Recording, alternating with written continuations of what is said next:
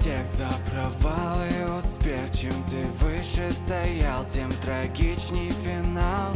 Косить будет рок всех, кто выжил вчера.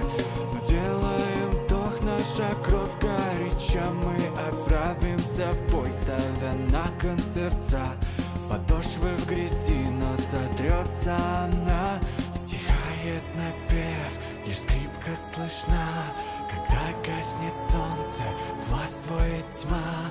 Схожа любовь с ароматом цветов, что впиться под самые ребра готов.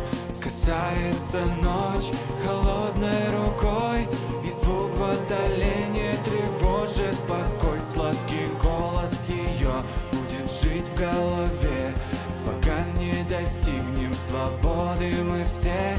Стихает напев, лишь скрипка слышна. Когда гаснет солнце, властвует тьма. Скоро новый день настанет, и с востока солнце встанет. Не удастся им сдержать нас. Перестроим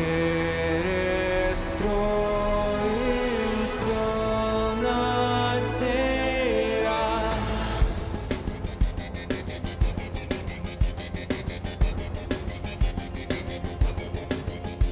Нельзя отступаться и падать нельзя.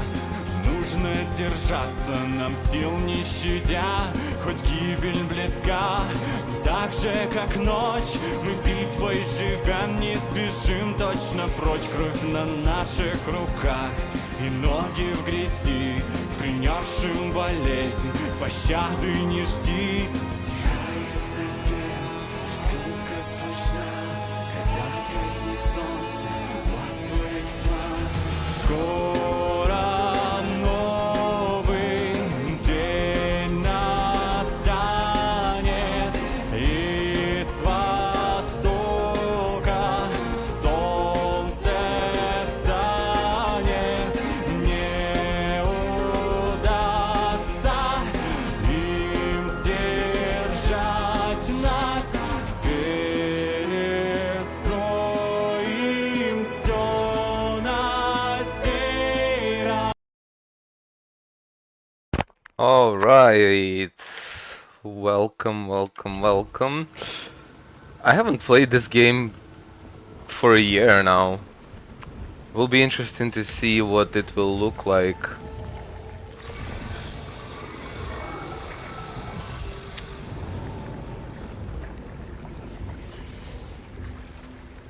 Wait, what? I don't get anything? Yeah, okay, sure. So I'm starting off straight from chapter 4. Oh boy, this feels unusual.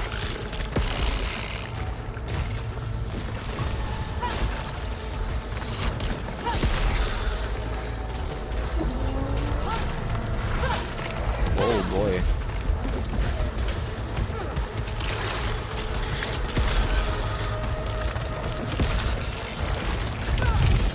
I cannot dash through that. Mate, would you like to die, please?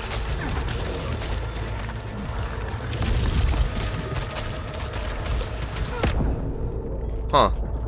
Wait, I need to look up the controls again, because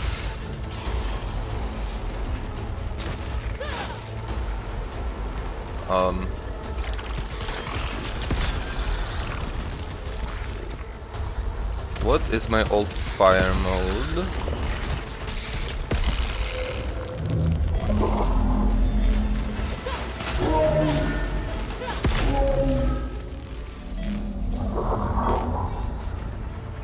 Okay.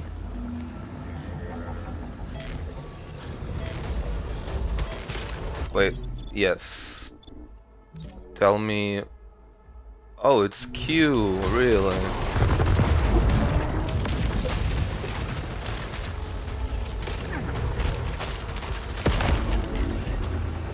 Oh.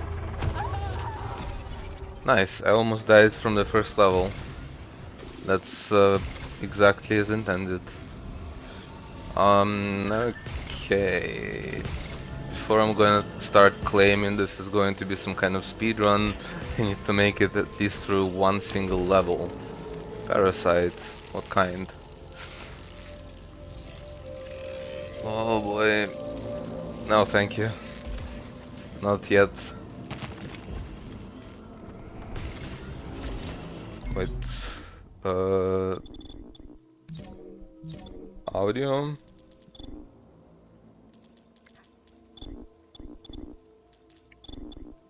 What do you mean stereo? Resonance audio? Um. Full 3D enabled? No, I guess it's stereo. Then, okay.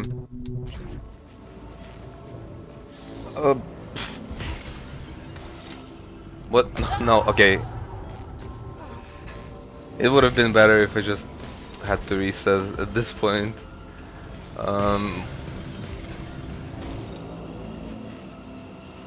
This entire room is so hollow of anything. Oh, I see.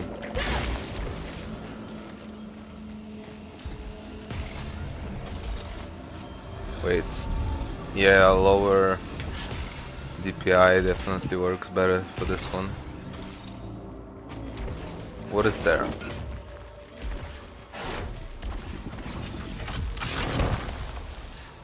Oh, okay. Wait, what are the properties that I get for it? Armor piercing? Oh, okay. A bit of easy mode then. I guess I... No, just go, just go.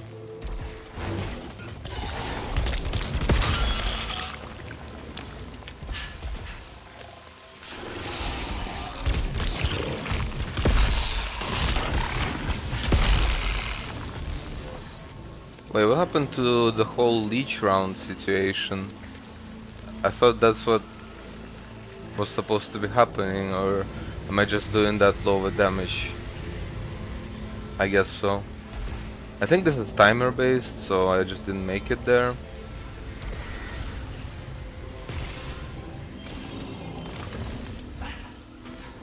A tropian key.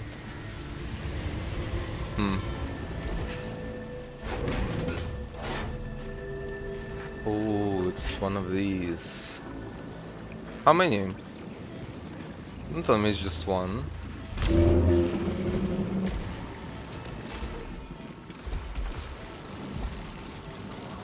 What's this?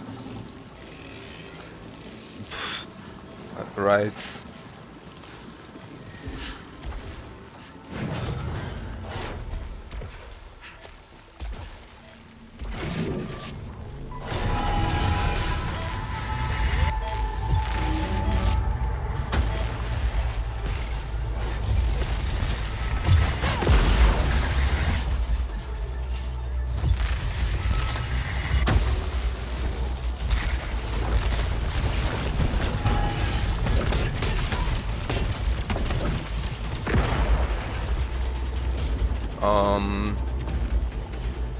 Oh.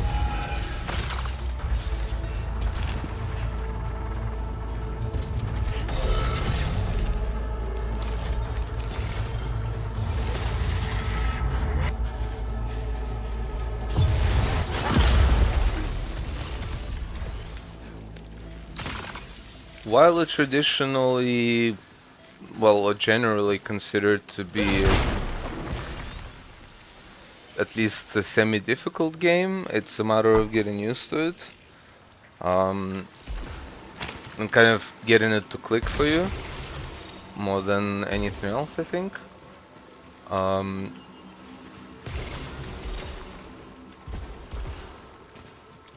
But what is this? Gives me a shield, but I have no resin to speak of.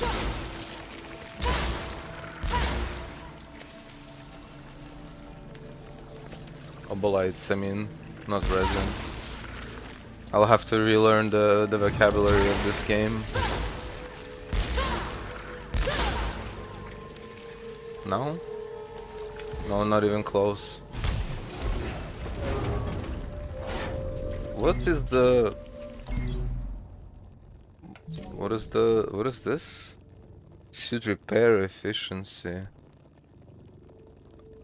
Should probably use that.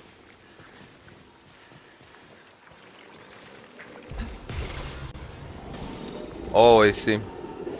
The portal. Where was it?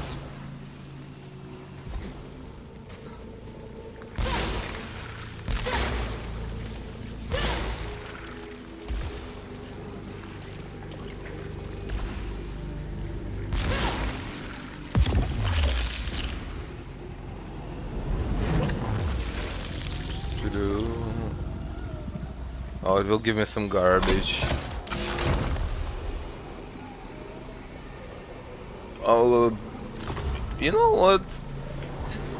Could have been worse.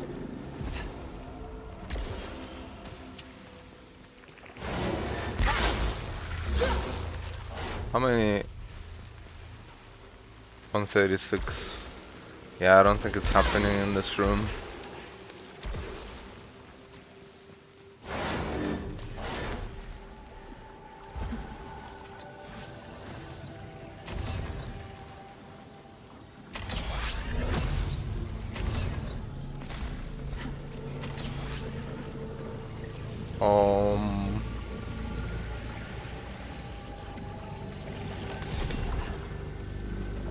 Ether. Oh, ether looks... Oh, and I made it to the house. In a house, in a heartbeat. Oh, yes. And then there's also that portal. And I dropped down to the shop. That's really too soon.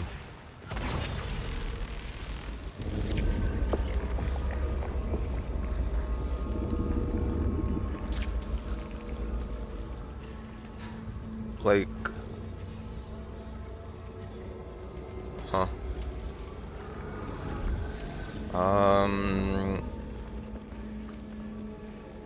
So what do we have at the shop? Large Sylphium Vial.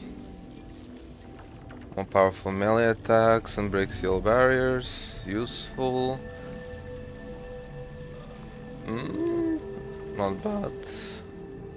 Can he causes the suit to emit projectiles? I don't remember using that one very much, but I know that I would like this the most, and I know that this is the most expensive one and the one I'm the furthest from.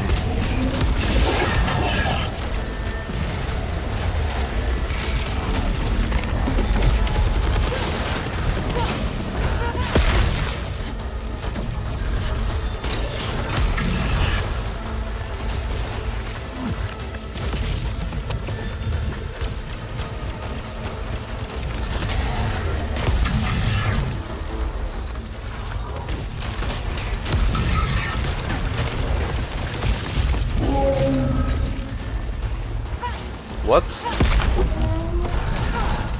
Oh no.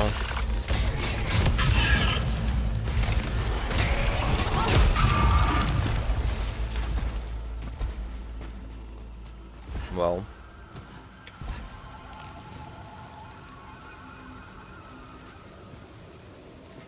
Wait, it slot max integrity. Listen, I need to get my base integrity back first. Alright, that works out.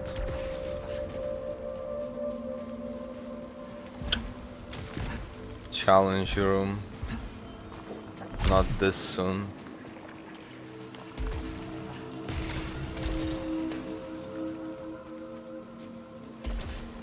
And yes, I probably definitely should have started in chapter 1, but I loaded into chapter 4.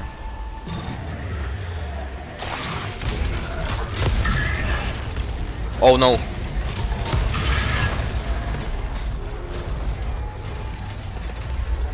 area lockdown. It spawned.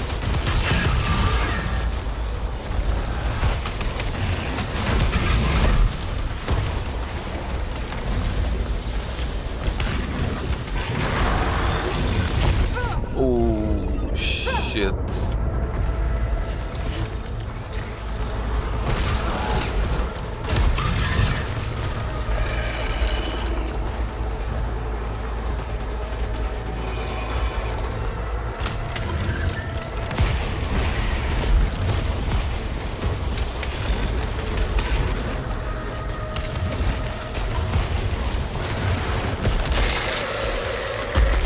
Okay.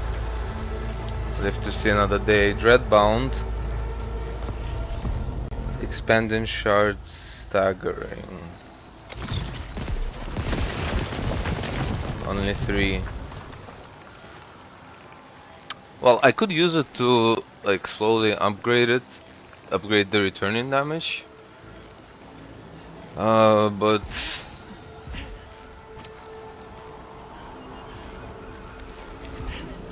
where is the thing that's supposed to return me HP? Oh, it's beyond the door.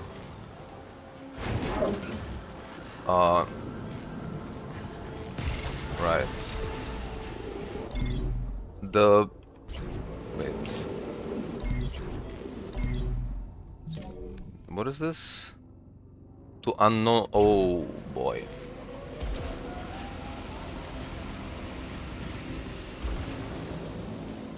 Oh right, this is just if you have an atropine key, which I already used. Oh.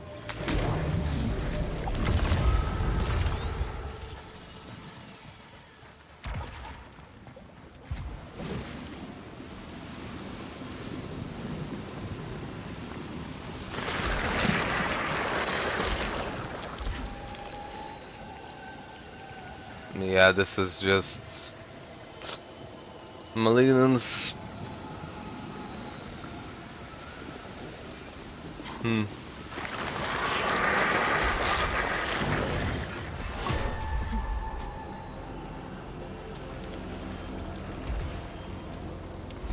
I think the game still thinks I should have a really high, like, so to speak, relative MMR. Oh, look at that. If only I had ether.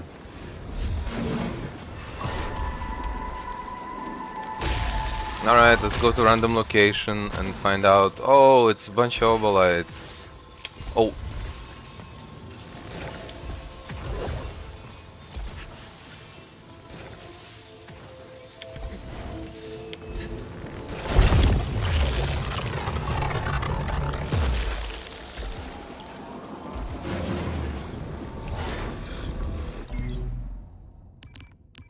T4.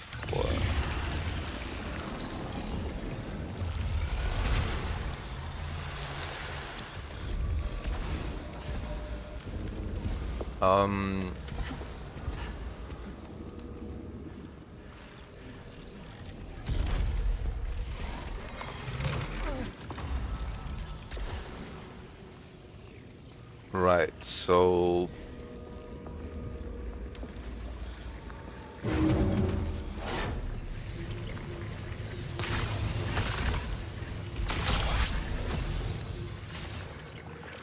okay, another random teleport.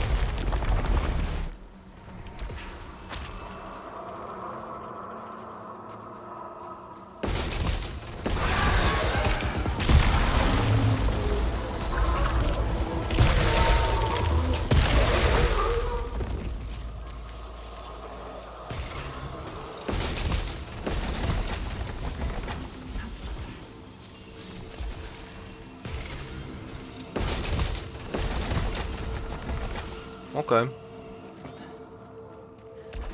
Wait, how has it been 30 minutes and oh, because it loads you in to straight to the cycle. It loads you straight into the cycle, but Well, I have 179, so theoretically.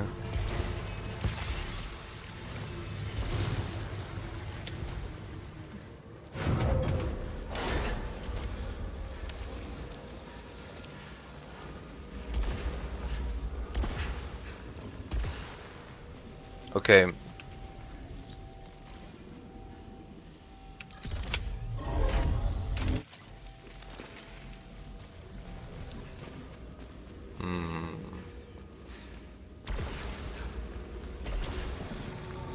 Let's see if I survive the next room. And I usually like to rush the bosses, more or less. But I realize also that I basically have no resources here. Like, if I really wanted to go for the boss right now, I would just pick this back up, but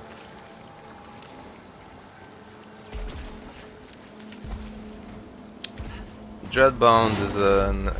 oh, this thing. Such an interesting phenomenon, right?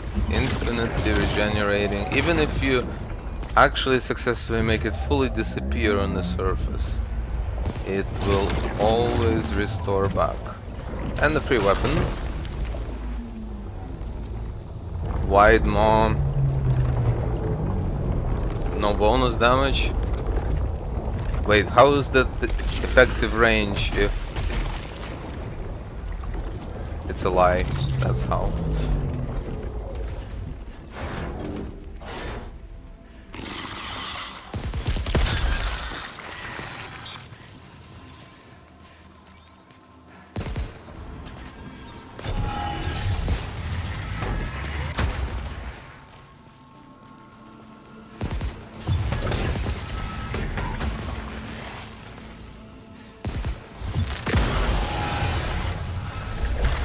No, but what was the grappling?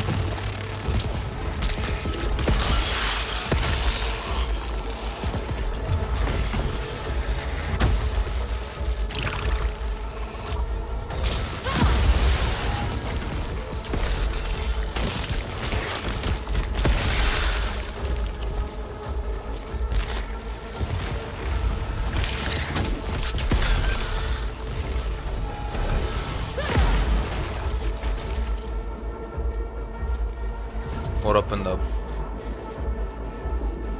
A turret below me?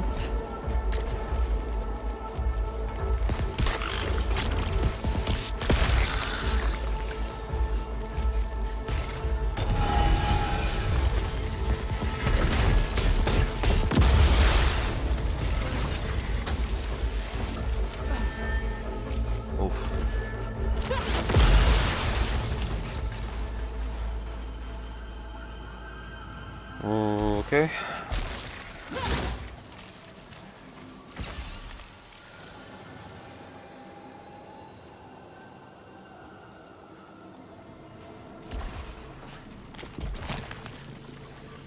One slot with max integrity or inflict damage. I think that the choice should be obvious.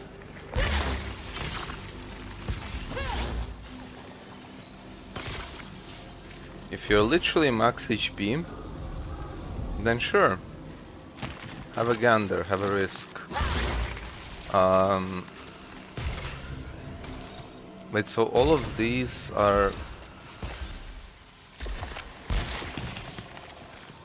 How far am I? 33%. Yeah, basically the goal is to try to upgrade the returning damage, and then most likely either make an attempt at the boss.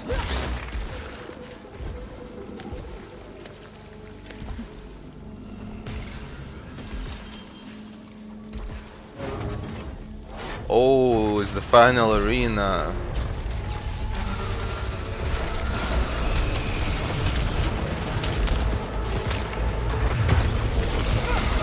Oh.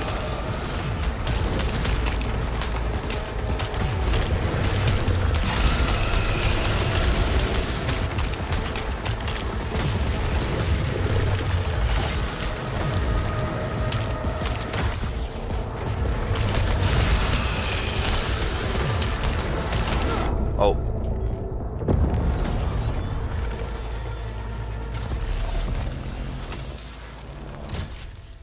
Okay. What is split stream? Hold on. I don't remember this one. Additional stream on home Oh. Oh, that's really strong, and it's actually really like relatively easy to upgrade.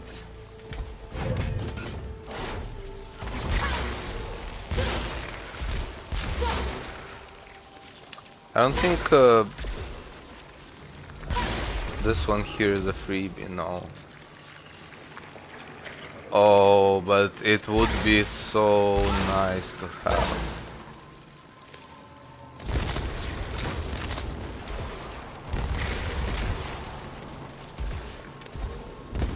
Sadly,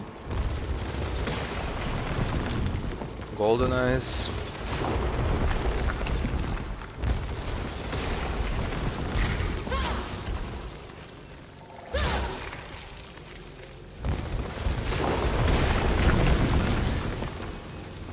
Nope.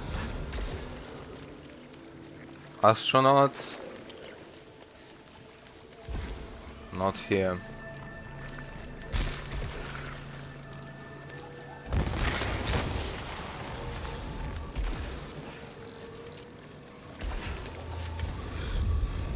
Well, in that case,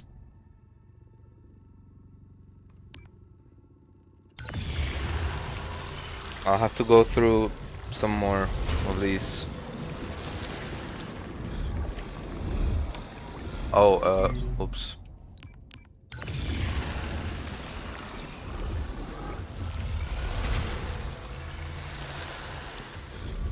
Because, for example, if I go towards the boss, yes, there are some enemies.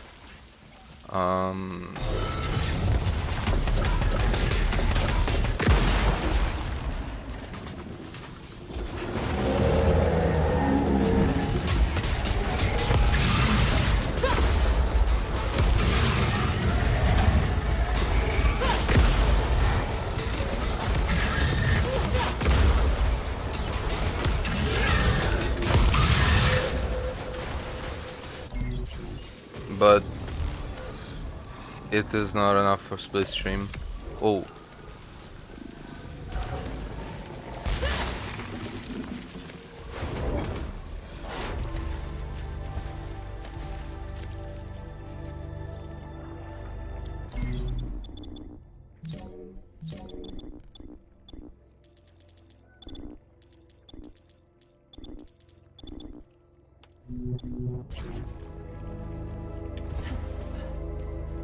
Yes. Listen to the music.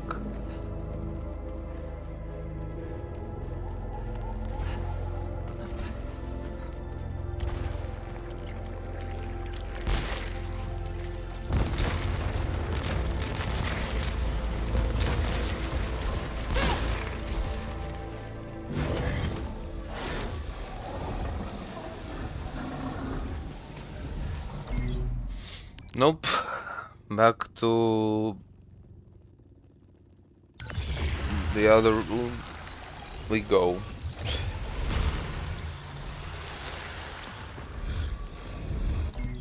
Because this is one too many.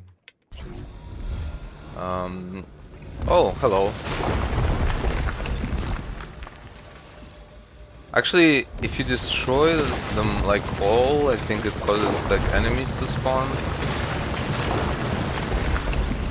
Maybe not.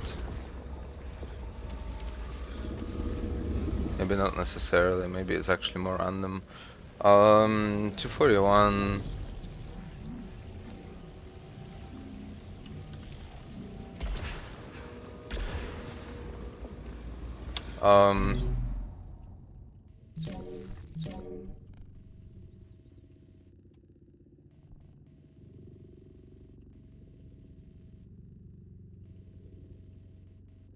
Wait, so this is the one that I explored to the full? Oh, and this is the other one that I could go through.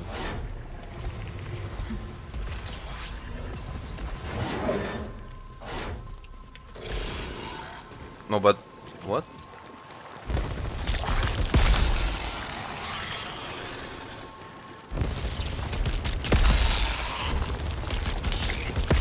What is the random? Well, not random, but oh, it's this.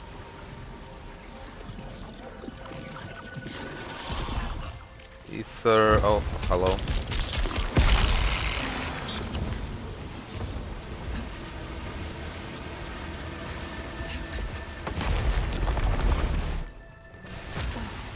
Oh, it's one of these.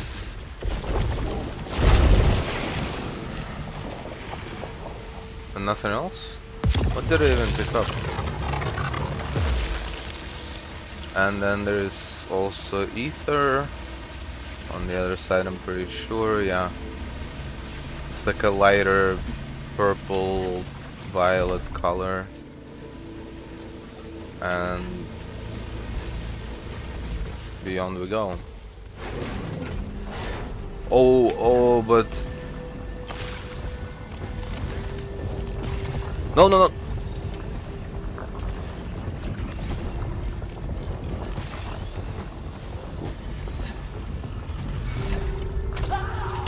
Nah, but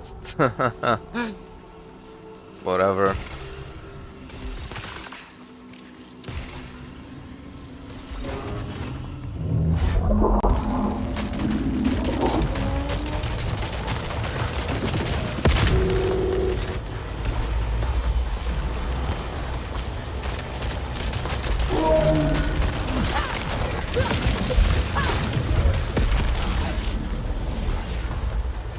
Okay.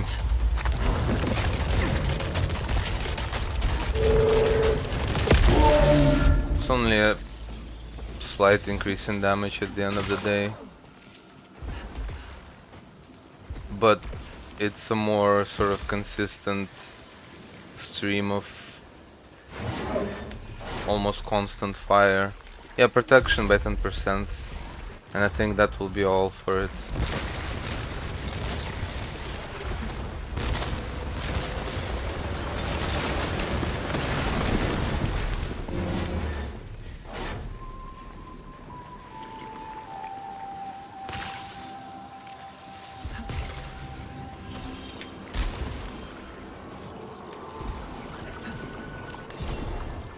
The sun is calling me.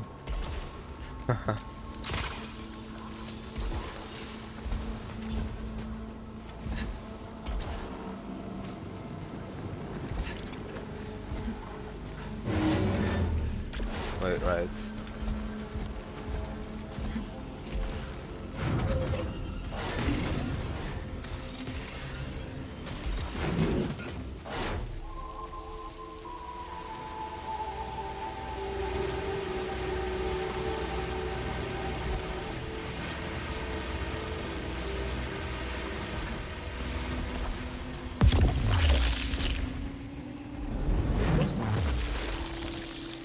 Ground surge.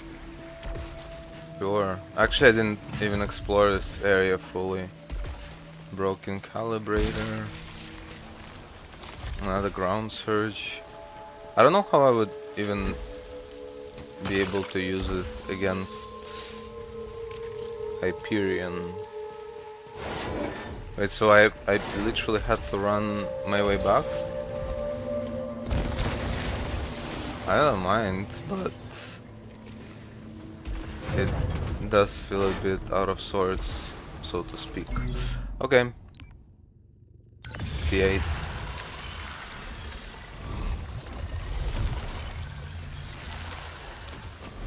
So like, if you played the game, you probably know that like from here you don't even have to. If you have beaten the boss at the top, you don't have to face him again, and you can go straight to chapter 5. And if you have the suit from chapter 5 and you have previously completed chapter 5, you can go straight to chapter 6 even if you want. So for example, right, when I previously tried to speedrun this game, I basically would go from chapter 1 straight to chapter 3 and try to rush Nemesis. Trouble is, you are terribly underleveled at that point, and so it is challenging basically. Well, it's challenging if you get hit, but okay.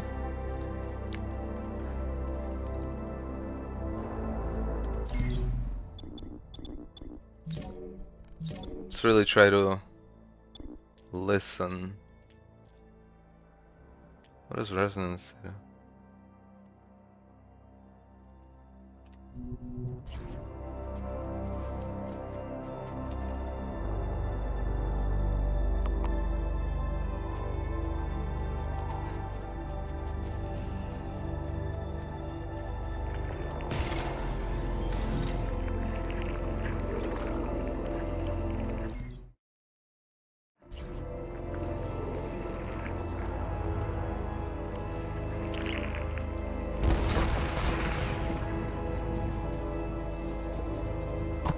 Do you hear how it gets louder as you get closer to the top? See if you can tell the difference.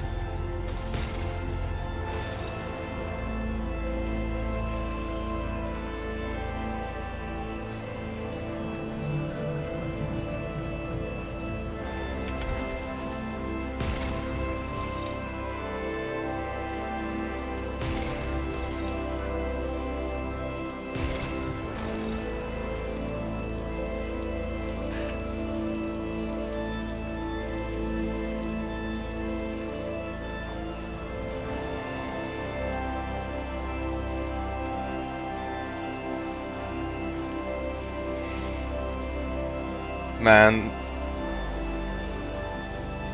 what a tune. And this is its ambient version.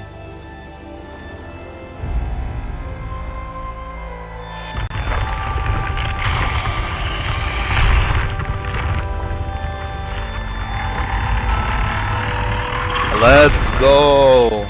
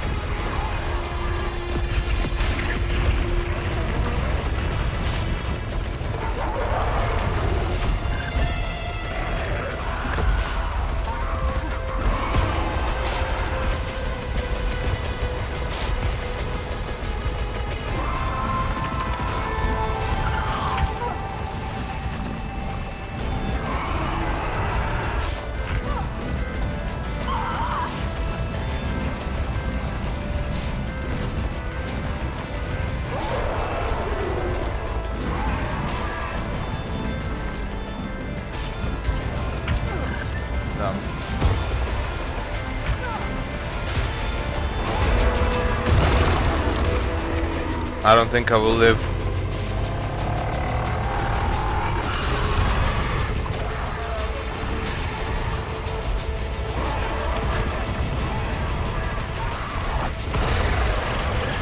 Look at it, it's so freaking cool!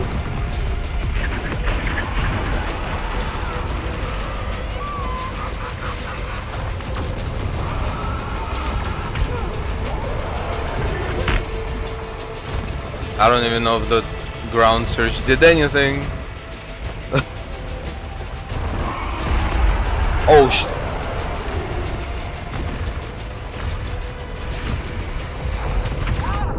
Oh.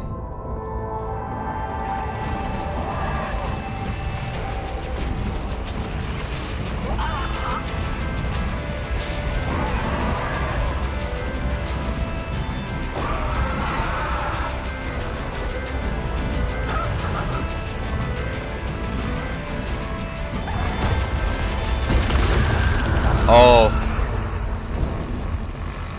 Oh.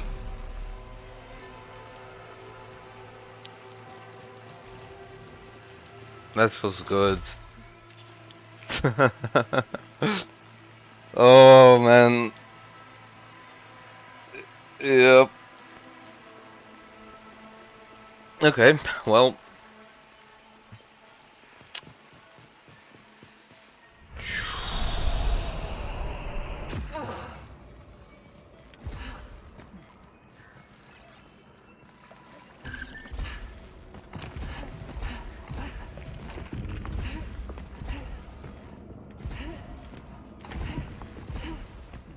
Okay. Oh, I completely forgot about the whole photo mode thing. I could have taken whatever. How do I exit it? Alright. So now restart cycle.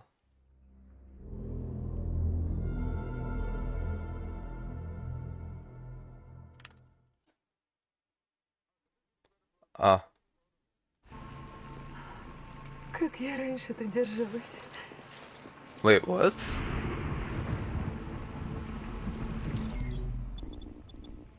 What?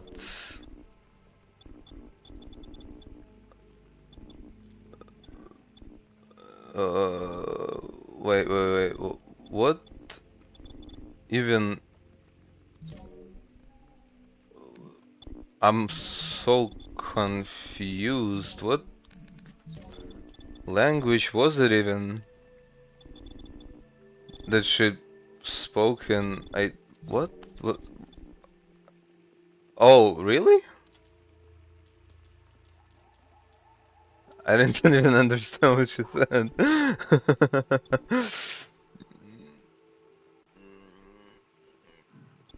Um. Anyway.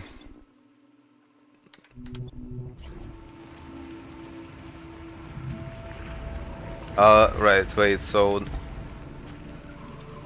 here we go back to Helios.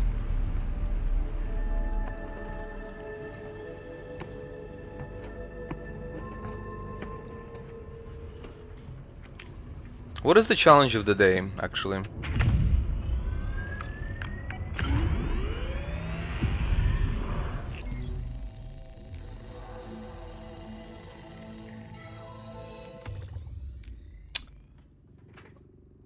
Overload disabled, melee kills repair integrity, oh, repair and okay. Hollow Seeker with those upgrades, where um, fractured wastes, is that um? Oh, that's number 6. Yeah, 6 biome.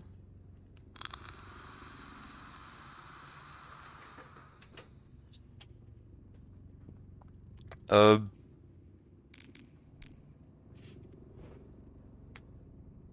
oh, oscillator.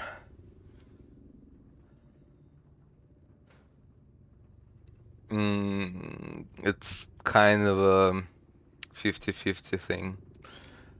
Phasing rounds are great. Portal beam is like a freebie basically. Shrapnel is. Let's do it. Wait. Yes. How do I? How do I launch the challenge? There we go. No, it was chapter 5, like I thought. Yeah, Fractured Waste is not chapter 6. I don't know why it said 6. Is that like the assumed difficulty? Um. Oh, my FPS is like dying. Hold on. What can I even do? I guess balanced. Well, max frames per second, whatever. Film grain, what? Why would I even want it? Emissive intensity. Adjust the intense. How perceptible is this? Oh wow. SDR black point.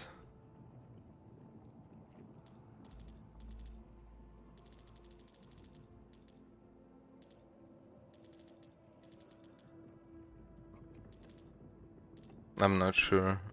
Contrast. But the main thing here is, I think it's volumetric fog that would be screwing around more than anything else.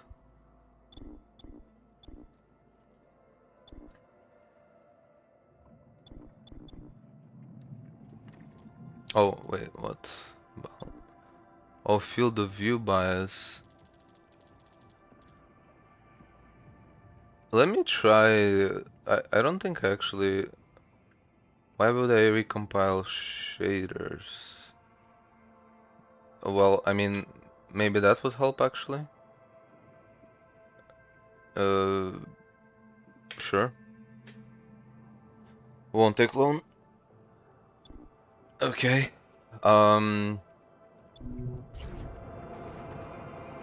Oh, this is a very different field of view.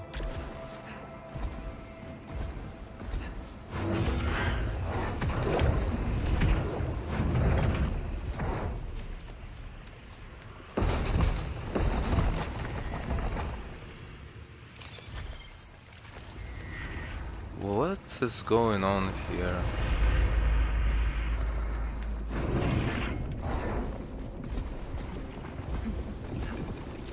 It's like a variation of chapter 5 biome. Where do I go here? Up?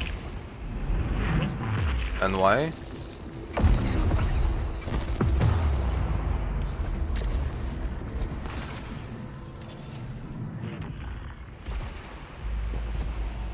Okay. Oh no.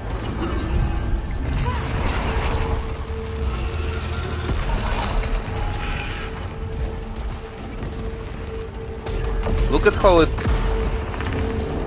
was missing everything and everyone for a while. That's oscillator for you.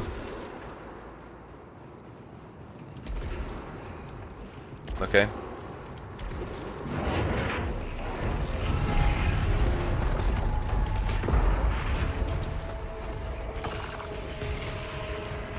Where are the other turrets?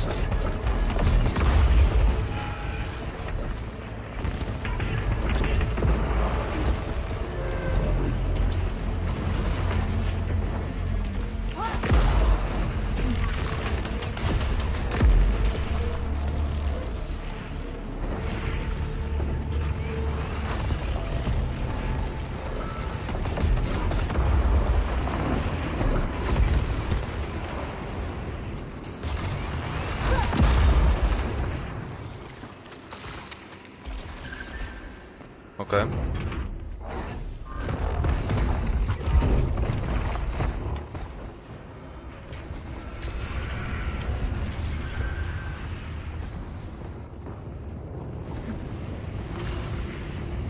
Whoa, what?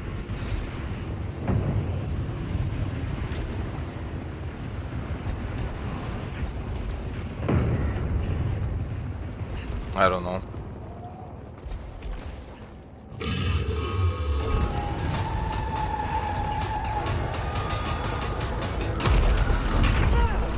Oh no.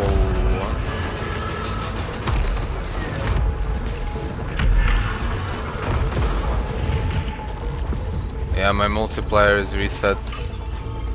Wait, what?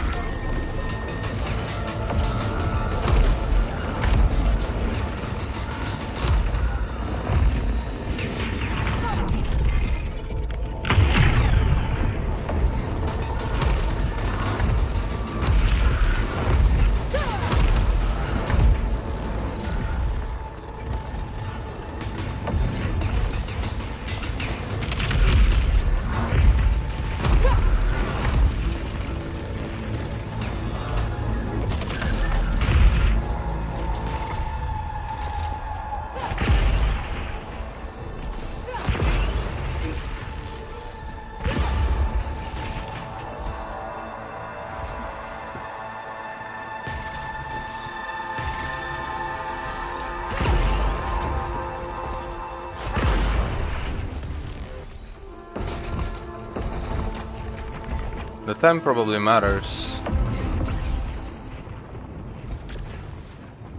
Why do I wanna go here? Oh, what a fateful waste of time.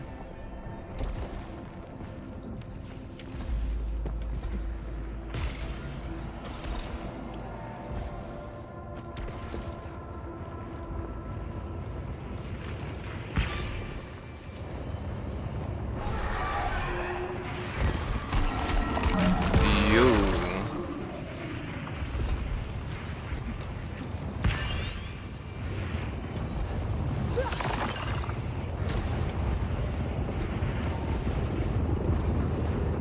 Like,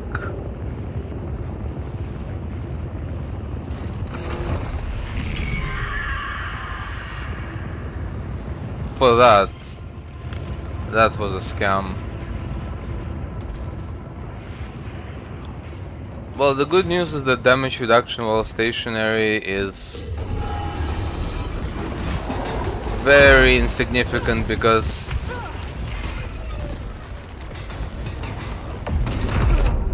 oh well.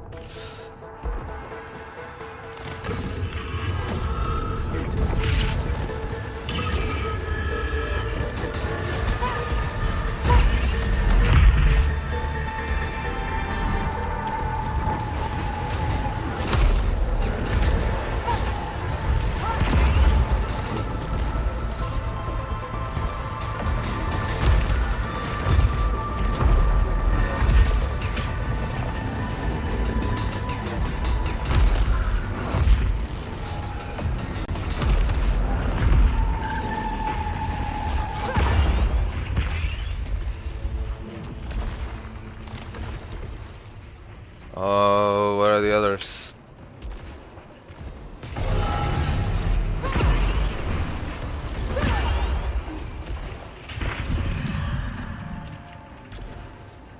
Okay, so the door.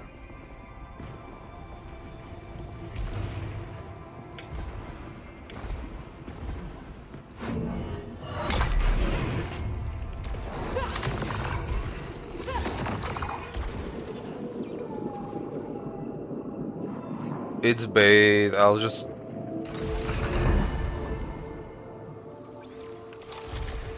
These are never worth it.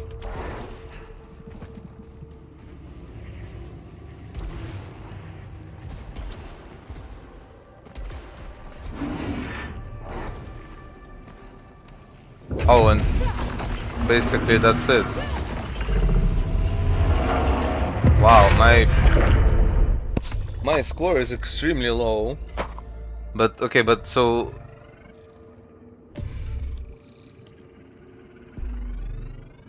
areas explode, Sylphium found, Nobilites collected, areas missed. Damage received, mid-air kills, Run completed, key found, time bonus. Yeah, I mean, I guess I mean, I, I completed the run, top 1000, but the thing about these daily challenge runs is that you don't really know you you don't really know a lot of things. Like so what does this number 6 mean? Um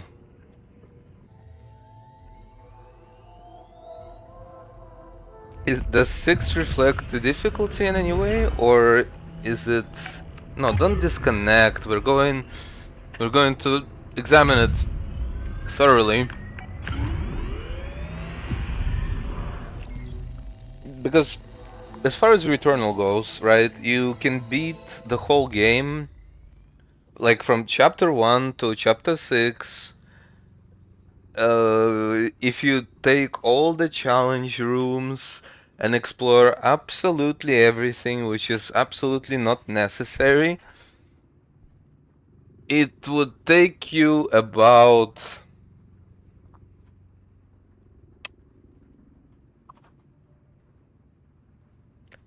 like generously speaking, 7 hours. Like if you go for every challenge room, every room you can possibly go into, and you kill every single boss, um, and not die, of course, in the process. Although technically speaking, the game is split into two acts, chapters 1 to 3, and then chapters 4 to 6.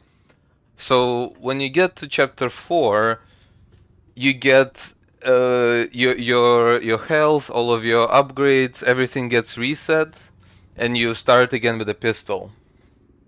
So in a way, it's almost like equivalent to a death, aka you can you can allow yourself to die in chapter 4, um, because it would have almost no consequences on your stats, right? Because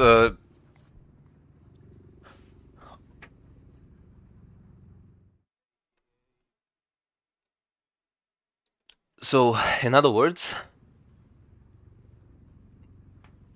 you want to get like kind of as strong as possible, um, specifically in terms of your proficiency level, which will give you higher level weapons with higher stats. Um, and you also want to upgrade your integrity, protection, like different basically bonuses that will allow you to survive longer, especially because chapter 5, in my opinion, is easily the hardest chapter, and that's the chapter without a boss. So that tells you something, right? Uh, to summarize chapter 5, you basically have to go through 3 different paths to get 3 different keys. However, the enemies of chapter 5, well, just to put it simply, are probably the most brutal ones, and the ones that can easily like kill you, like maybe in 2 hits, for example. Like that chapter 4 run I did just earlier, it felt very, very forgiving. Like I don't remember being able to be allowed to fuck up so many times, but it's mostly because I was taking like sort of what you could call cheap damage from like smaller enemies. It's the larger like elite enemies that, for example, you saw in the final room of the one of the 2 paths in chapter 4. Like for example, if they pounce on you and they hit you, you basically lose, I don't know, maybe like 60% of your HP. And well, by that I mean, given that HP is already upgraded, so if you're somehow at base HP still, you You don't get one shot usually, but yeah, then if you get hit like by a projectile from them or something like that, you're basically done for. Um, but the game functions in such a way that when you pick up Silphium or yeah, but basically yeah, Silphium. There's two types of like green, so to speak, healing items. Well, one is literally just a healing item. The other one is a stack towards max integrity. Well, integrity meaning health, basically. And I'm trying to. Is this the like difficulty? I need to come back here in 3 hours and look at the number because I think that's what the indicator is for, is kind of implied difficulty of the challenge. But what makes these challenges interesting is that you don't actually like the layout of the challenge level is usually very different uh, from the kind of layout you will experience if you go through that biome within a chapter. So, as you saw, like for example, this was very much linear. Um, yeah, basically as linear as it can get, and you never really know when it ends. And I also don't remember most of the time. I don't remember like very simple things, uh, like what actually gives points. So like that, like the ending, like where I think I finished. Where's my where's my last? Wait. So, huh? What is that? 1, 2, 3, 4, 5, 6.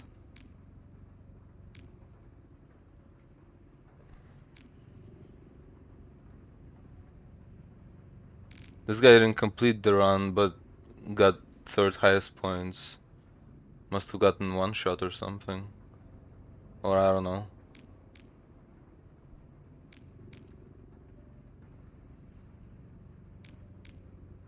But, so yeah. Can I get the breakdown again? No, I can't.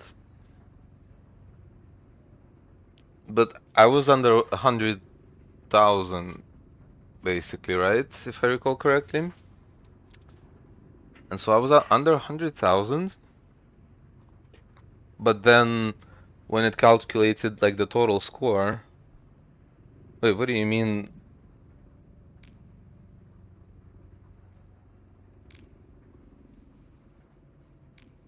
Number 2,500, like 2 days ago. I did not play Returnal 2 days ago. Or is that the total number of...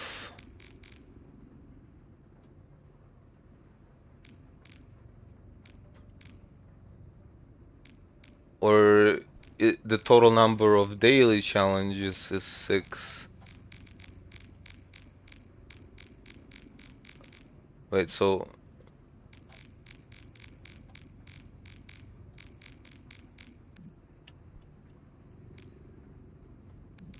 What?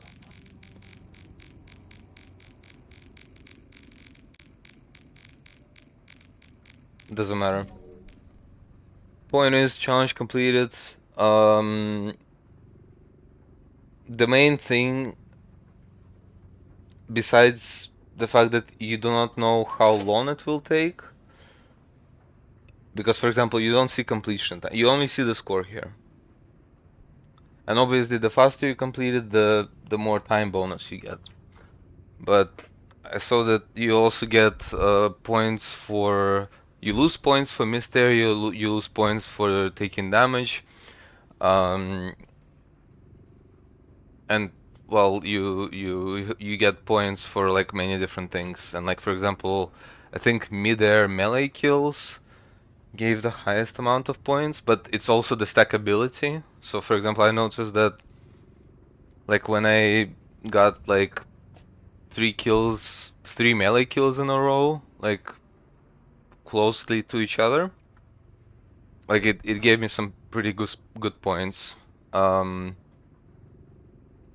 the main thing is that you don't want to get an adrenaline reset. Uh, the way adrenaline functions is once you kill a certain number of enemies without getting hit, your adrenaline level increases. At level 5, you get a freebie. Like you can get hit once without the adrenaline resetting. There are various bonuses that you get for each adrenaline level, but well, what I'm not super sure about is whether you lose your multiplier if you just get hit once, or if you get hit and your adrenaline resets. So for example, like I said, with adrenaline at level 5, you can get hmm, you can get hit, but your adrenaline level will not reset. You will not lose the bonuses. I don't even remember all of the bonuses. One of the like the most noticeable bonuses that you get at a certain adrenaline level is um so here the overload is disabled. The overload is so once your weapon runs out of the ammo, during the reload portion of it, you can hit left click or in whatever it is on the controller to basically like immediately have it reloaded. And that window is much big. It's about 2 times larger when you get the bonus from adrenaline. And well, first of all, it's obviously easier to hit it because you get 2 times as much time. But even more importantly, you're able to hit it earlier than than without the upgrade. So without the upgrade, the line, like if you hit like frame perfect, I think it would be maybe be either 40 or 45% through the reload time, right? And I think something like 45 to 55% makes sense because that's what it kind of looks like. So in reality, maybe it's like 2.5x, or maybe it's just 2x on the upgrade. The point is, you are able to hit the overload about 30 to 35% into your reloading animation, and immediately reload the gun. If your gun is reloadable, that is. So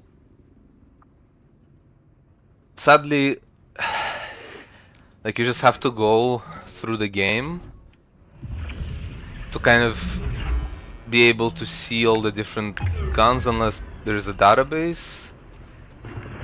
And what do I have here? So Scout rank 1? What is that about? By the way, this is not my original save file. Um,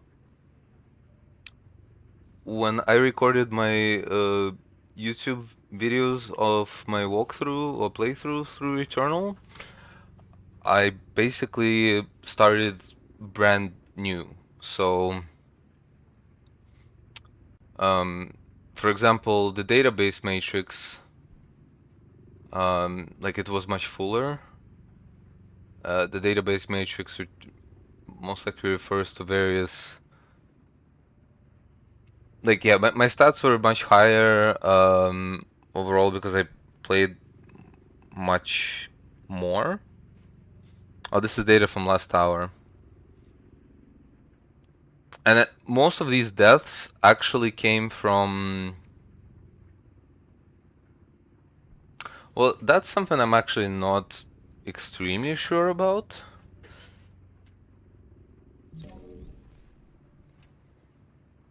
Yeah, so I collected all of the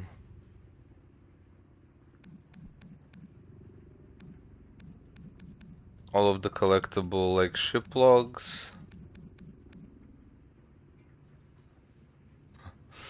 Yeah, that's story related. Which is also why it says total suit usage like only 18 hours and 54 minutes and 50 seconds, of which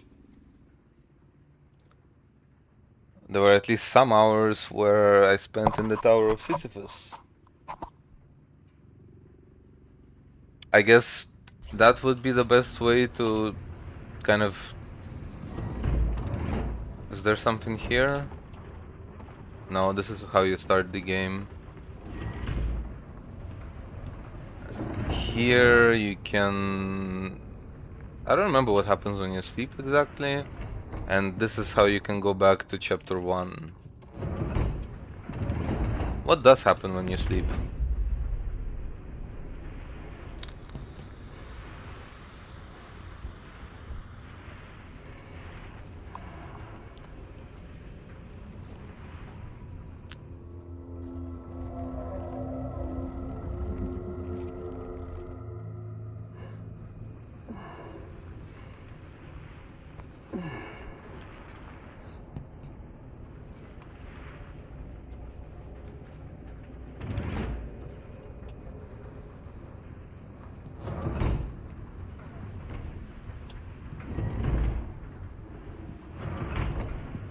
No, I'm still in chapter 4.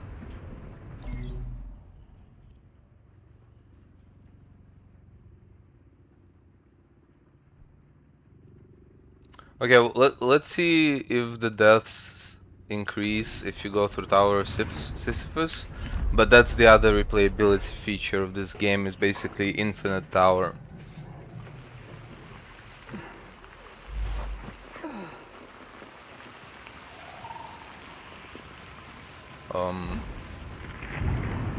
Oh, and here is where you can do co-op as well, which is really, really cool.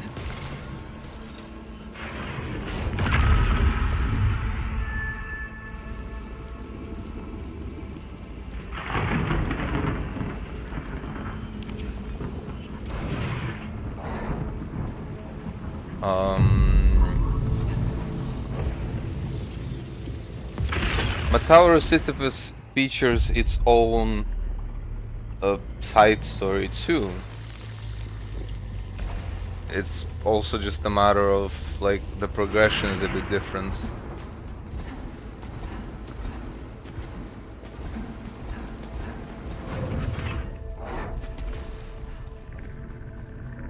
Like you can go here.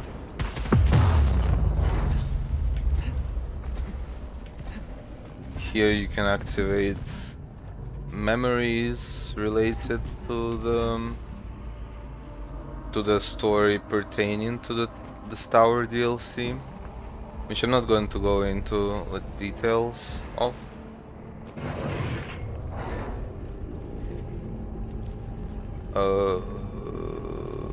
What? No, scored. What do you mean?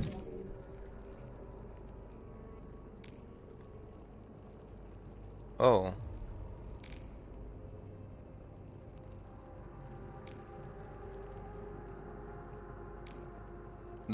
I think this is the highest I went, and the highest score I got. What do you mean negative? Okay, whatever, man. No one is impressed by that. I don't know what he did there, but I mean, you can't exactly expect people at the top to always give you like accurate information. Oh come on, where was I? Okay, it's sad that you cannot like see more details than that. But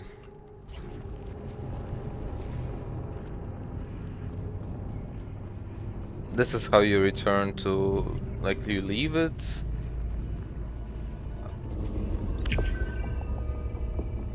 Okay, so I didn't collect all the glyphs, and this is how you enter the story part of it, but the main point... Wait, what? Oh, right. Oh, that's just another thing to read. Okay, well, let's go, and like when I pick my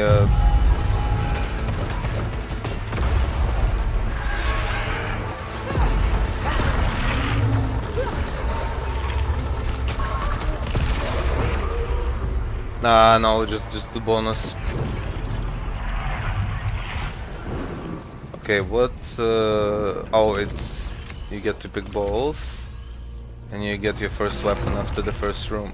So Speedmo Blaster is basically a shotgun.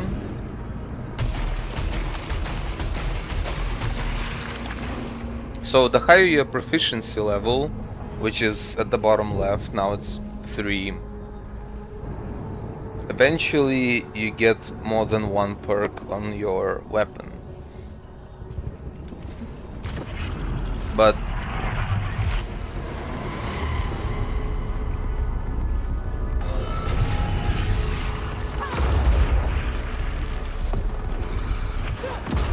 oh no. Oh, you see, this is the window that I was talking about.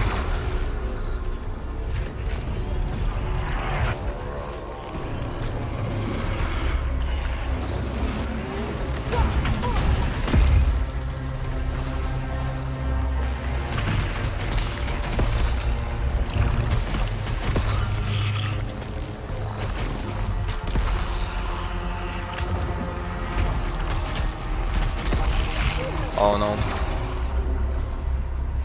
That is terrible. So you lose your time bonus basically if you don't get in quick enough. And aka your multiplier basically. And here you also get a shield vial.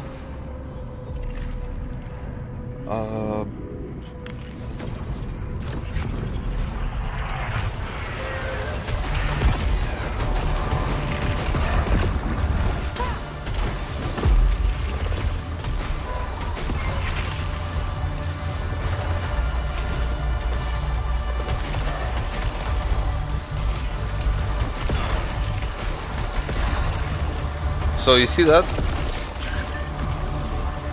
Because of my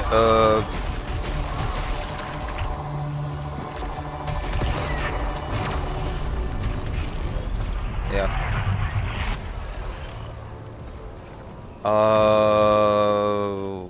Oh, I see.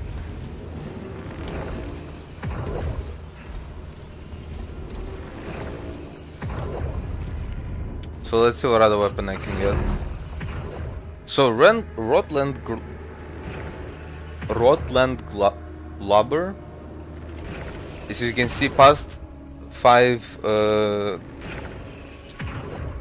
proficiency, you get 2 perks. So if you haven't previously unlocked it, you will have to kill a certain number of enemies to unlock them. But Rotland Globber is a chargeable thing, and you can definitely like you can definitely spam it almost. But so bouncing rod, explosive rod, very cool. What else is here?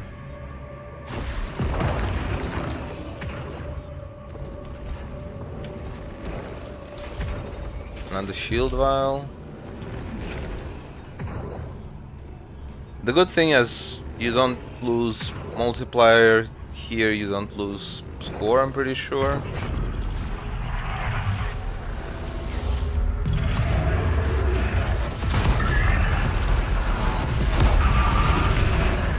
But like this one, for example, reloads so quickly. Oh no!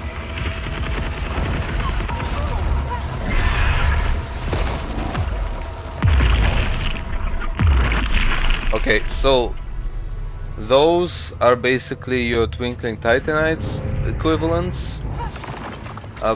In other words, they disappear. In the base game, they only drop. Well, they drop additional obolites.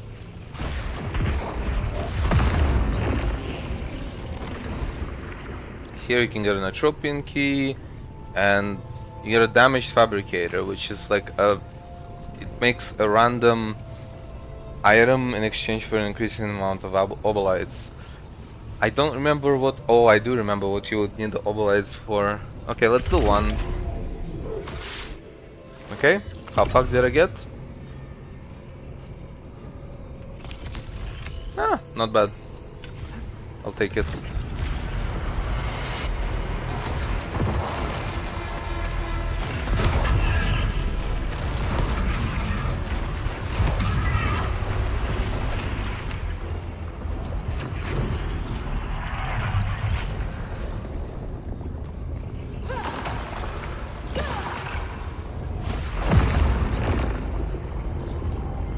Another Tropian key. What is this interesting RNG? But yeah, so with Rotland Globber, it's like it's basically like damage over time kind of weapon that is a single shot. And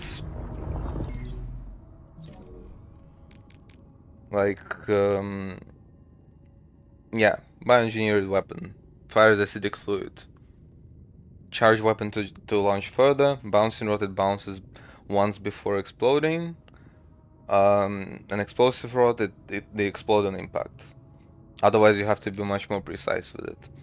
Then, of course, you have different alt fires that are also random and that can also be leveled up if you happen to pick up a weapon with a higher level than you currently have unlocked, and then you again, in order to unlock an upgrade to anything in terms of weapon perks or like additional effects, you need to kill a certain number of enemies, and that number depends on the level that you need to unlock. So obviously, the higher level you go, the highest level being level 3, it takes a while to grind it up. But what the tower is really good for...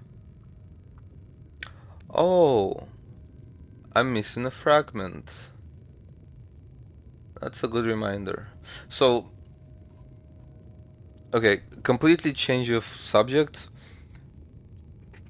Initially, I said the game has 2 acts. Chapter 1 to 3, Chapter 4 to 6. Once you complete the second act and get your initial kind of ending to the game, you enter a form of like a third act, where in each chapter you have to find a Sandisk fragment. Once you get all 6, you complete the game, well, aka you beat the boss of chapter 6, and you can get a different ending. Sort of giving you a bit more insight into what happened during the story. And I'm really not going to go into the story. Oh, databank. Oh, okay, you know what? That makes it easier. So yeah, let's go over the weapons. So modified sidearm, aka basically your pistol. Um, this is your... Oh, yeah, this is the weapon you always start any run from anywhere with, except the challenge runs. And the one you start with doesn't have any traits, I guess, not perks, but it doesn't have any traits. The thing about the modified sidearm is that, so as you can see in the tier 1, in the tier 1, there's homing missile, which is very nice, ricochet, which is pretty nice, snub-nose barrel, I don't really remember what it is, piercing is, well, as the word implies, it's pretty good. However, charging shot is what completely changes how this weapon plays. And what I mean by that is, well, so instead of firing it like a pistol, which you can basically spam as quickly as you can, um, it instead becomes a bit like the rod gland lubber, where you have to like charge it, as the trait suggests. The second weapon you find is a Tropian blade, and I don't know why they put this here, because it doesn't have any traits. It's your melee weapon. You can get it upgraded once to deal more damage and like break through certain like yellow energy walls of sorts. Overall, super useful, absolutely, and it breaks shields. That's its main use case, I guess. Beyond just like being in the melee range and just if you can, maybe one-shotting things. Tachyomatic carbine is your basic assault rifle. As you can see, it's basically one of the most straightforward and easiest to understand weapons because, yes, it's an assault rifle. Indeed, its perks are actually all really good, except I don't remember much about the payload rounds. So armor piercing, it does more damage, but it lowers the amount of no, it doesn't. It just does more damage. That's all. Critical hits, I don't remember the exact specifics, but yeah, whatever. Hardened, while you have this trait, you simply take less damage. High caliber means lower magazine size, slower fire rate, higher damage. Pretty good, to be honest. Rising pitch is kind of the opposite of it in a way. Essentially, the longer you fire, the faster the fire rate becomes. So it's good too. Like I don't know.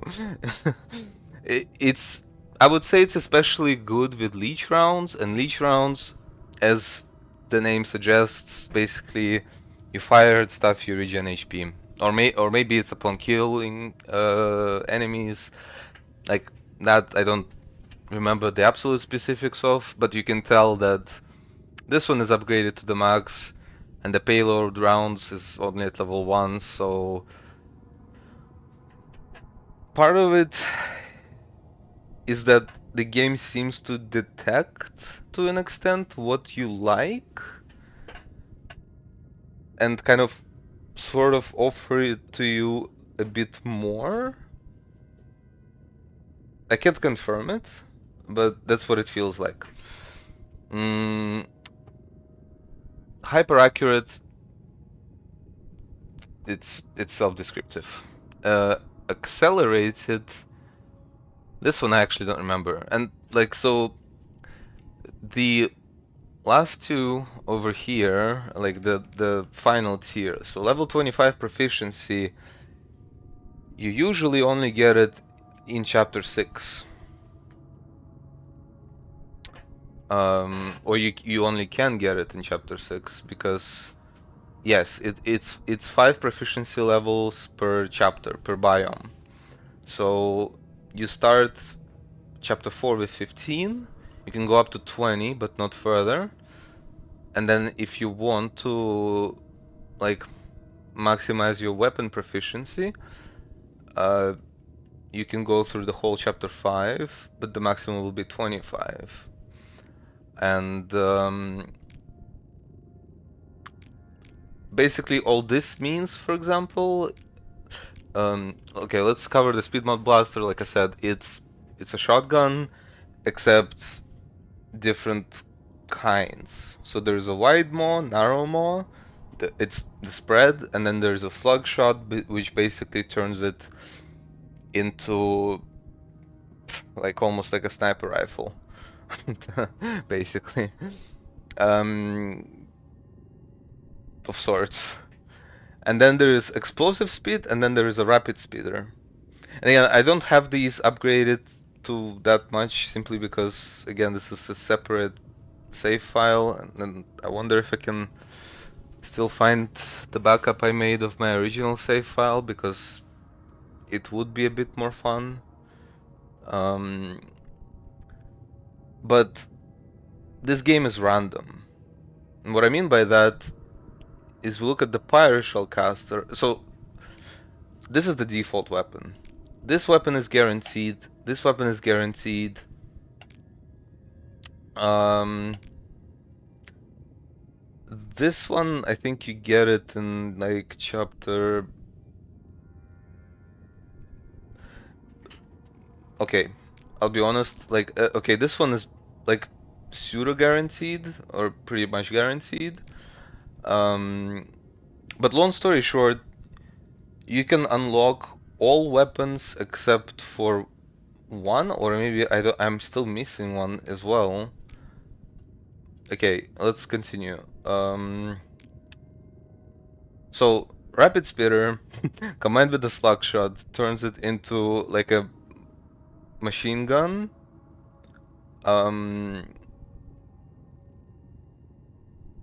Critical stagger obviously staggers enemies more, and well, piercing speed, yeah. Imagine slug shot, rapid speeder, critical stagger, and piercing speed. Yeah, that's a disgusting combo. Pyroshell caster is a grenade launcher, basically.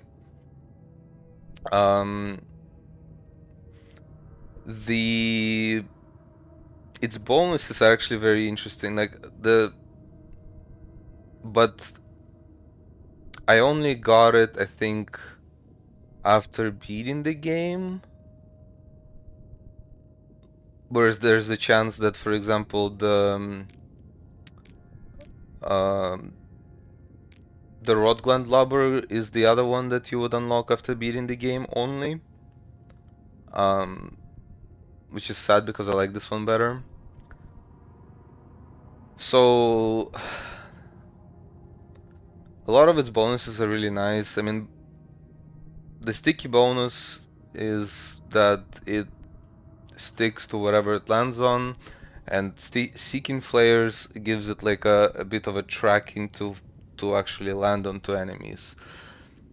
What I remember from some of these is that, okay, another thing is that you can charge it up to, or maybe it's a trait, maybe it is as is. I don't remember you having to charge it up all the time though, but maybe I'm misremembering.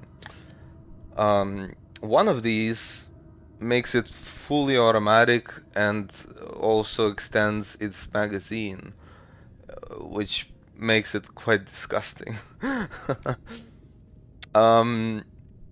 Thermogenic launcher is a rocket launcher, yeah, basically. This is a grenade launcher, this is a rocket launcher. Easy to use simply means that you get more proficiency levels or faster proficiency level progression while using it. So I don't believe it's related to the gun, but I may be misremembering again. And by default, it has 3 rounds before you have to reload, and it fires like 3 rockets that kind of sort of home in on their target. Obolite Magnet is kind of increases your pickup range for obolites, mostly because this is a very effective long-range weapon, and there's a timer until you can go and pick the obolites back up from the ground. But critical rockets is the one that, um, well, as the name suggested, actually no, it's not necessarily as obvious as that. Critical rockets, I'm pretty sure. No. Critical rockets is kind of more like what it sounds like. I was thinking of replicating hits. So replicating hits, when the rockets land on something, from the explosion spawns another 3 rockets that make a little circle and then hit the target again. So basically double damage, more or less. And but if the target is already dead, they just home in onto some next closest target. Enlarged chamber gives it a 6-round magazine, I believe. And then, if you get enlarged chamber, you can get with full auto. And so it goes from firing in a rhythm of 1, 2, 3 to fully automatic. like like the carbine with high caliber fires at a lower rate than a rocket launcher with full auto. And Mega Rocket changes it to so that you only fire 1 rocket instead of 3, but like it's bigger and it I think overall it deals a bit more damage than the 3 rockets combined. I don't really remember much about these two. Electropylon driver is truly the easy mode of this game. So what it does is that you fire pylons and you basically make them connect between each other. So like for example, you fire like a pylon here, a pylon here, a pylon here, and it creates like a triangle, and whenever enemies pass through that, they get damaged. When it comes to large enemies and bosses, you can literally just fire it at them, and I mean you can fire it this way onto anyone, but like one of its use is basically it's just continuous damage over time. Well, yes, continued damage as it says. But the other thing is like insane AoE damage and crowd control, like when you're like getting swarmed or like when you're getting chased by all those flying drones. You put like 1, 2, 3, 4 on a wall where they would be flying through, and it just murders all of them. However, so Silphium Extractor, I think it just increases the likelihood of enemies dropping Silphium, which increases your health. And Pylon Web actually changes it to make it kind of easier to use for crowd control, but is less customizable, so to speak. So Pylon Web fires like multiple pylons in what immediately connects into a web-like structure. What it also changes is that you go, I think, from 5 pylons to only 3 like charges before you have to reload. Finisher, very simple. It increases damage to enemies who have low HP. And the Streamlight Chamber versus Enlarged Chamber, I don't remember the specifics. Like, well, the Enlarged Chamber is like self-explanatory. You just get literally double the ammo before you have to reload. Blade Harmonizer, don't remember. Blade Pools, don't really remember. Protective Pylons, they increase your protection. But I hope you can kind of tell why this is like the easy mode weapon. Not that none of those can be easy mode by any means, but this is more like the unskilled version and like what people who usually beat the game with for the first time and they say this is their favorite weapon and everything like that. It's a fun weapon to use because of the creativity you can come up with, unless you get the pylon web. But otherwise, it's fine. Rodland Lobber. Wait, I think I know which weapon I'm missing, and I don't even think I want it, so it's fine. Well, I mean, basically, it's damage over time weapon that also inflicts a pretty high amount of damage on hit, on the initial hit, which you can charge to adjust how far it goes, or you can just adjust your aim and just fire it if you know its arc. Durable rod, I think it has something related to giving you some kind of resistance around it. Trailing rod, I think it like drops pieces of rod like across the floor in its flying trajectory. And bouncing rod, well, you kind of saw it.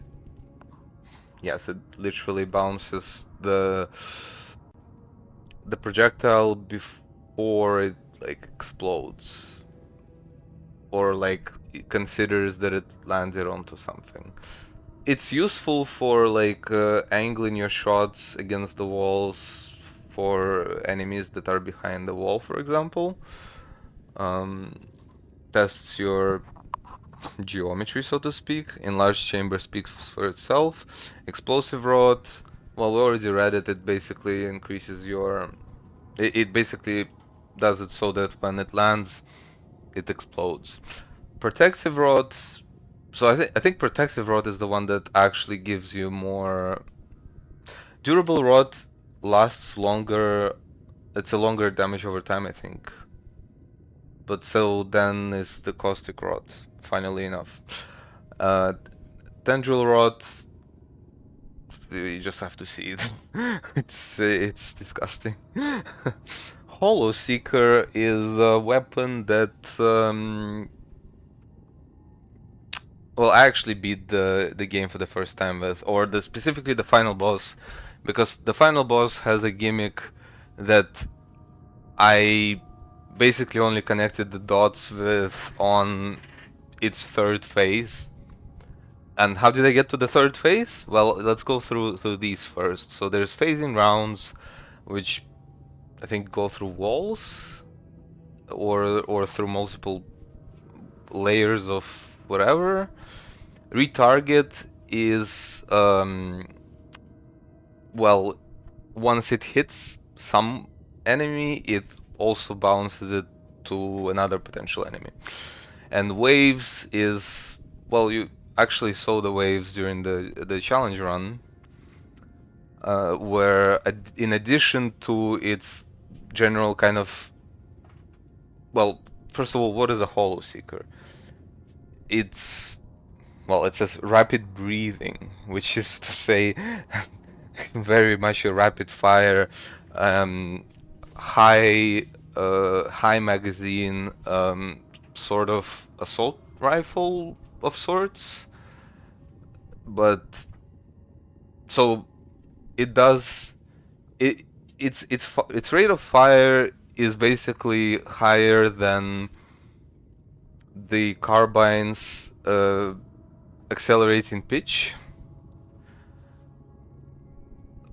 and it just fires more projectiles per second. But naturally, it does like the lowest damage per single projectile. But because of the way it fires a line of projectiles. So you might not even. Well, you can definitely tell the difference compared to some of the other weapons that it does less damage. Especially like before getting shrapnel or serrated projectiles. But it's really here that it becomes absolutely disgusting and overpowered, as well as here.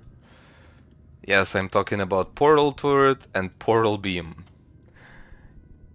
You actually saw the Portal Beam during the challenge as well. So Portal Beam is what defeated the final boss, 2.5 phases of it, while I was basically dodging and trying to figure out how to damage it. Well, I mean, I was doing the correct thing, but like the gimmick with the final boss is that basically it has like these protective balls that you have to shoot in order to expose the specific spots that you then have to shoot to actually deal damage to the boss. And they're located all over the place. While the boss is firing like, well, a bullet hell amount of projectiles and like expanding lasers, and especially purple expanding lasers that you cannot dash through, so you have to jump over them. Um, yeah, it's chaotic, but then I thought I was damaging the boss by shooting the blue balls, but in reality it was the portal beam that that was shooting the red like the red like weak points or whatever that actually dealt damage to the boss. Split stream, I don't even remember. And oscillator, I I don't know. Like, if you give me a choice between portal turret and oscillator, I will take the portal turret because the portal turret is similar to portal beam, except instead of being in the air, I think it's closer to the ground. That's all. So, in other words, you can get either phasing rounds or waves or retarget, and then either shrapnel or serrated projectiles. And then you get these two, and the the, the game almost plays for you. Well, at least it covers your weak and blind spots at the very least. Like I said, overall this weapon does deal less damage and less damage per second the most, unless you have a focused portal beam um, on a single enemy at the same time. Which is rare because in general rooms there are multiple enemies.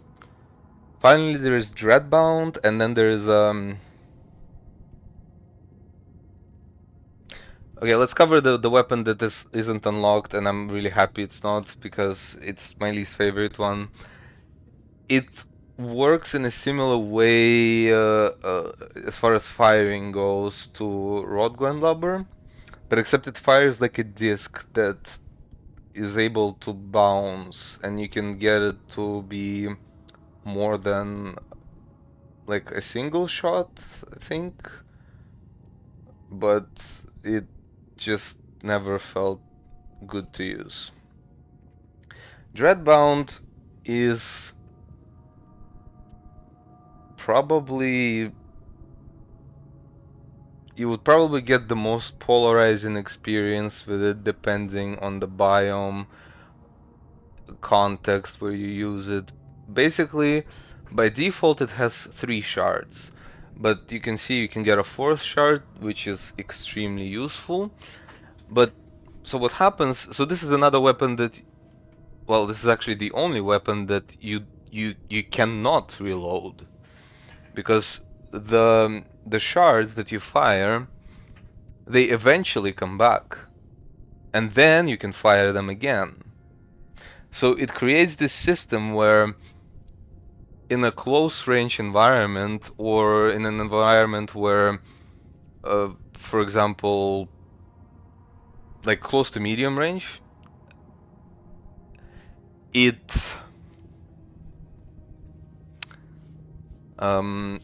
it can be a very rapid fire weapon because your shards will be coming back to you. And also when you're hitting the actual enemy, it functions as the same thing as a wall for the return. Uh, unless I'm mistaken, but I'm pretty sure I'm not. Uh, so Obolite Magnet, like, don't worry about it. Staggering is nice, not gonna lie. So there's protection steel, which lowers the like enemy's protections and gives it to you. But it's expanding shards that is really the one that you want, because it simply increases the size of each shard that you fire, so you're less likely to miss. Returning damage, so as the name suggests, when the shards are coming back, you the returning damage that they do. So for example, if you fire them into the wall and then you align it so that coming back they hit the enemy, that's the damage that is being increased. While explosive shards, well, the name speaks for itself. And the damage steel functions kind of like protection steel, but for damage. Anyway, I spent like 10 million years blabbering about weapons. I'm not I'm not going to do any more of these. What am I doing here? I don't know.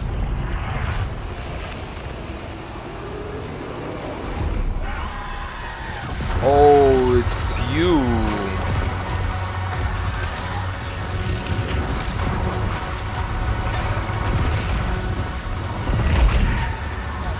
These guys, and this is a chapter 5 version. Man, fighting one of these in... Oh fuck, I'm losing the I don't care about the bonus. It can suck, mate. Okay. Right, so eventually at...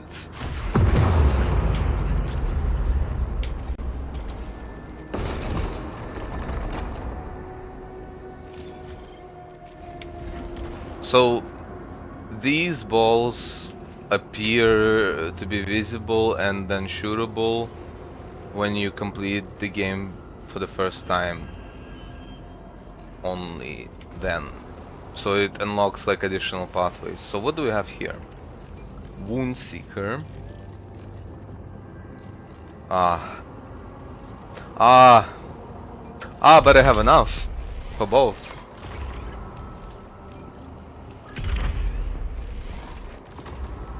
And then you get 2 new weapons to choose from. I don't know why, but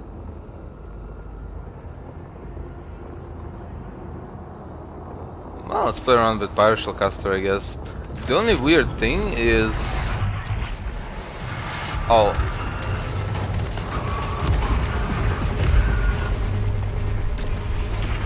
So yeah, this is the grenade launcher, and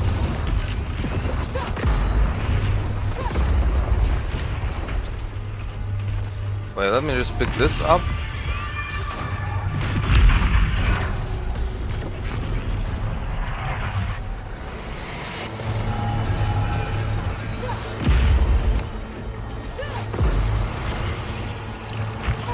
Oh no.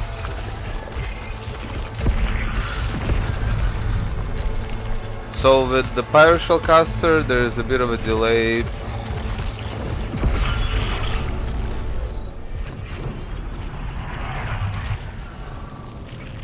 Before they explode. And at here you can actually get a free upgrade. So you have Phantom Ling.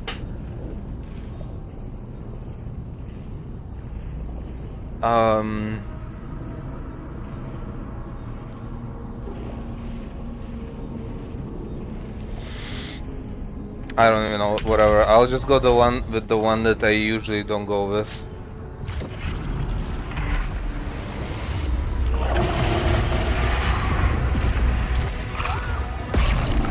Alright, let's look at what's inside here. Oh. The parasite stuff.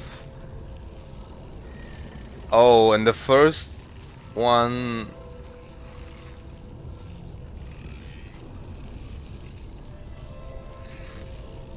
Wait, but like...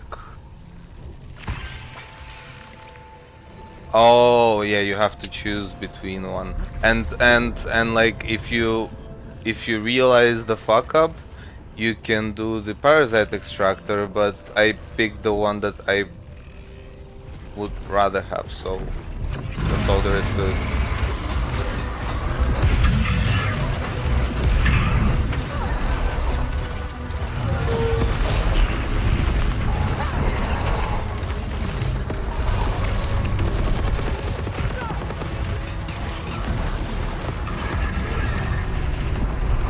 Already. Wait, there's a weapon. Nah.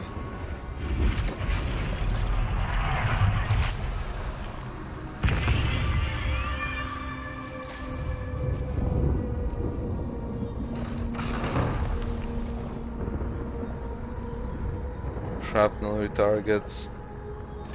Sure. And this is where you use the Atropian keys to get a special weapon that will be useful shortly. I'll just go for these. Oh, but I won't make it on the other side. Yeah, never mind. Whatever. Yeah, it's a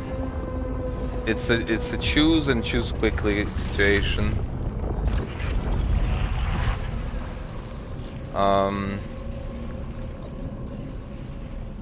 Weapon damage, max integrity. Oh no. Oh no. Okay.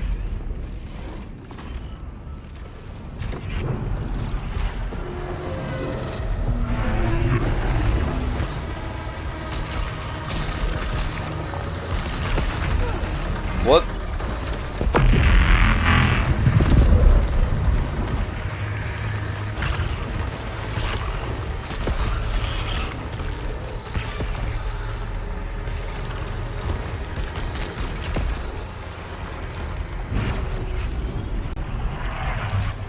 And once you get to room 20,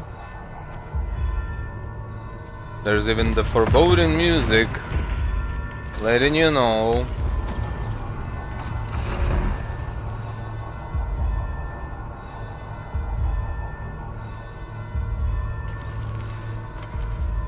so what the hell is a steam light chamber?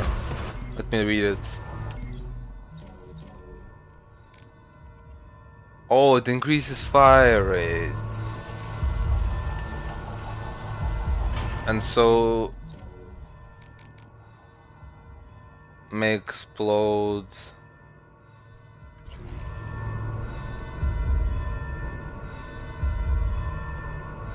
Well, I guess I'll show the electropylon driver. But this is the first version of the same boss you'll be fighting over and over again at the end of each phase.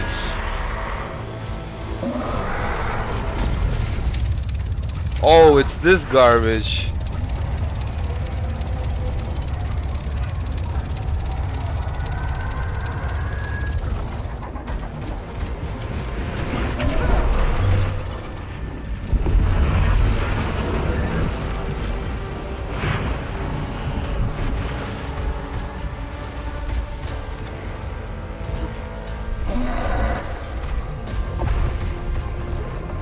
Wait, what is my Doombringer? I'm so not focused.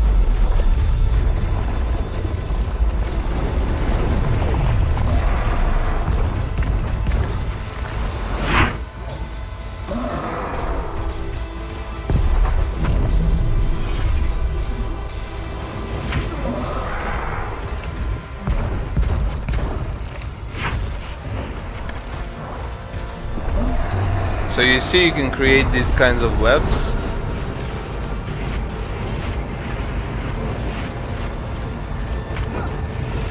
To continuously damage the boss, so you can just shoot it at the boss.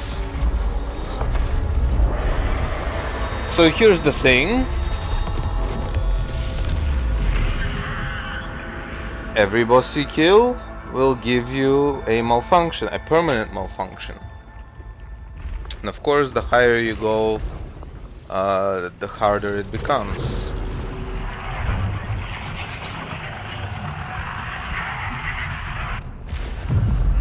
But first, the upgrade room, the shop, and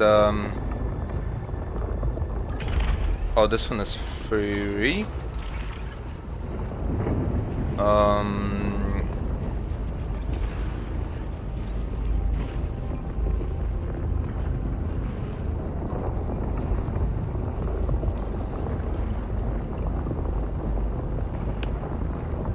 This is useful.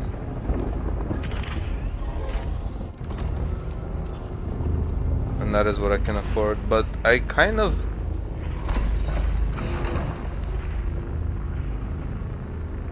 Yeah, this is much better.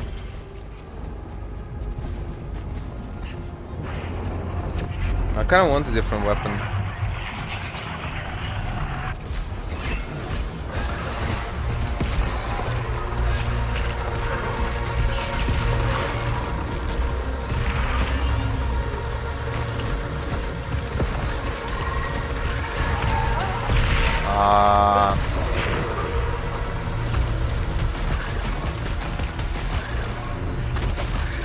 Wait, what?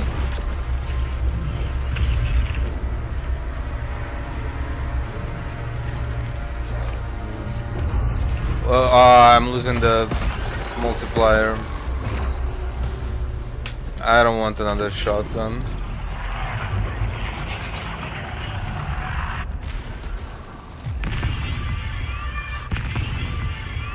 Okay, what do I get here?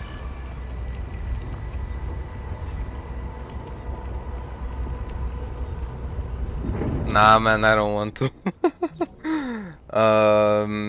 Wait, but can I not?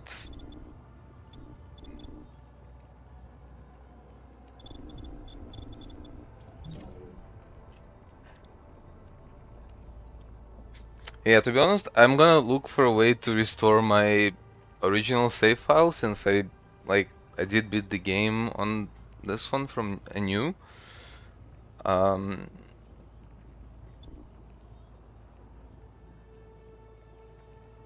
Oh, really? I didn't do this? Artifact? What? Every suit artifact? How is that? I literally have all of them. Or do they mean... Because I thought suit artifact is... Never mind. Use each consumable once. Yeah, I never avenged these scouts on this playthrough.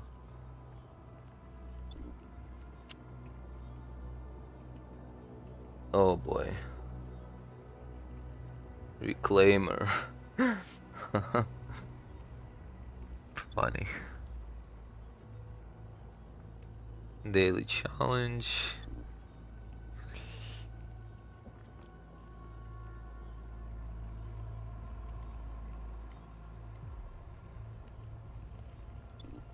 Rapid ascension. Reach the phase 1 boss and defeat it in under 15 minutes. Wait, hold on. Let me just very quickly, 1 hour or 08, 40, whatever.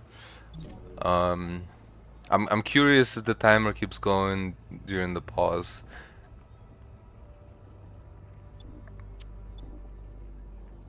Atropos photo survey. Oh, really? Huh. That's very interesting. I didn't... No, that's actually a cool motivator to go and look for cool pictures potentially to take, in photo mode. I don't know what you get for completing them. Risk assessment. Uh,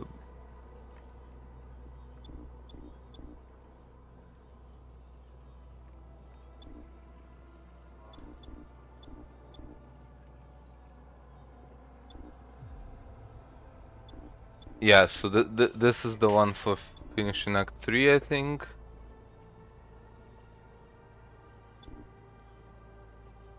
Um, First house sequence.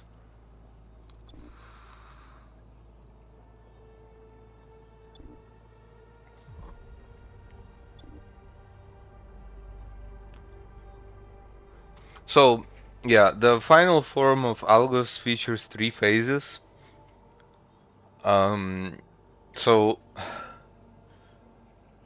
the only difference from phase 4 onwards,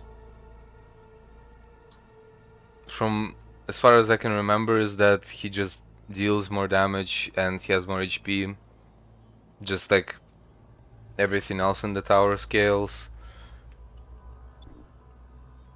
First hospital sequence, then the other hospital sequences. Okay, what is this? Scout. Oh, malfort or abnormal hostile with both scout use. Oh, yeah, you have to be with someone on voice chat to like coordinate this. The coil spine shredder is the weapon that I didn't unlock and do not care to.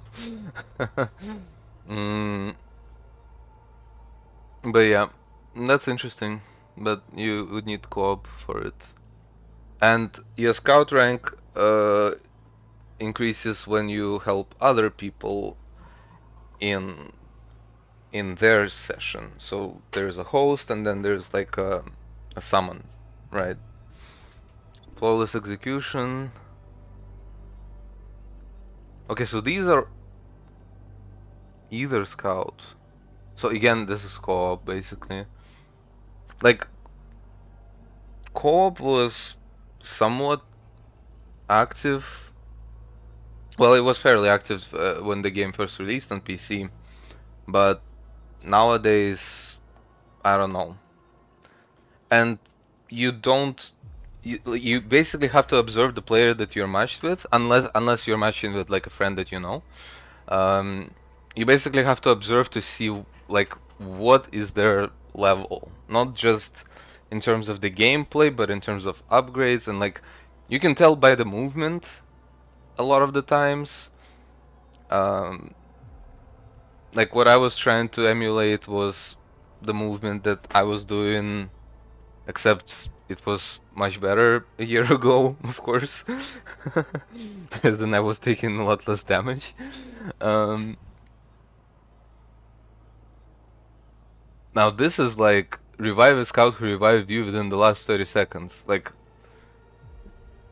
again, this is like coordinated effort of like, okay, like so I will die on purpose and you revive me, then you die and I will revive you. Like um this one is doable like with a random if you're just nearby. Like I mean actually like I don't remember how long it takes to revive. If it's instant, you just get to them, click a button, and whatever. Or if you have to like sort of stay still because obviously that can be dangerous. Revive a scout after they fell off a cliff. Yeah, I think this is also something that you need to coordinate about because generally speaking, you don't die from falling off a cliff, with very rare exceptions where like um where you are at like basically no health and you make a whoopsie and you fall down to your death. And during a boss fight, I mean, when I played co-op, I was matched basically with one of three types of players. The first one is the most annoying one because for whatever reason I matched with them while they were trying to match with their friend, so it's just an instant disconnect. Like just a waste of time, right? The second one is where it's a new player and you more or less like try to carry them. Um, or well, something along those lines. But long story short, the second version is where you are the better player. The margin can vary. And the third version is the opposite, where the other player is better slash has more suit upgrades with every with completion of every single chapter. Maybe except for the first, I don't quite recall. You get a permanent suit upgrade that allows you to explore more than you previously could. So chapter 5 upgrade at the upgrades are at the end of the chapter. So at the end of chapter 5 you get the suit mod that allows you to swim, which is how you basically are able to go to chapter 6 afterwards, because it happens basically all sort of underwater. Because before that, if you drop down into any of those swimmable areas, it's as if you fell to your death and then you get reset to like a thing. Like it's not an insta kill, it's just like you take damage and you get placed back on the terrain. I think is the chapter 6 upgrade that allows you to walk through hazards. Uh, there are a lot of like either poisonous or like red floors. I wouldn't call them lava, but like that simply damage you by standing on them. And getting that upgrade basically like maximizes your ability to explore like everything. So what I'm trying to say here is I don't think I ever needed to revive someone during a boss fight, because